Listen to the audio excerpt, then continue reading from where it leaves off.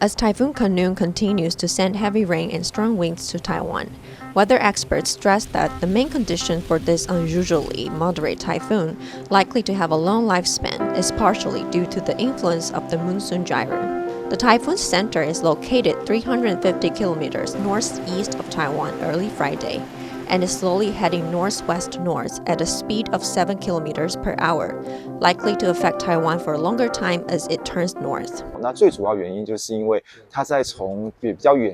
Khanun has a long lifespan, mainly because the environment was suitable for its growth during the process of approaching the Ryukyu Islands from the distant ocean, and it apparently slowed down after getting closer to the islands.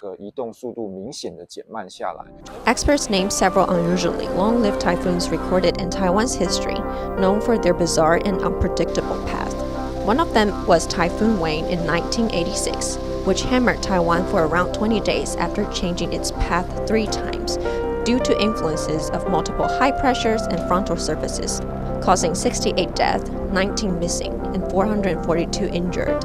Another one was Typhoon Nari in 2001, which experts described as similar to Typhoon Khanun, as it lingered near the northeast of Taiwan before traversing through the southwest, leaving 94 casualties and 10 reported missing. 台风生命周期的长短，实际上跟它的引导气流之间的强弱 The length of a 是有密 typhoon's 切的 life 相 cycle 关 is 的。 closely related to the strength of its steering flow. 比较微弱 When the steering flow is 或者不 weak or 明显的时候， unidentifiable, the typhoon tends to move slower, spin around, or stay in place. 甚至于会打转或者在原地呢不动滞留。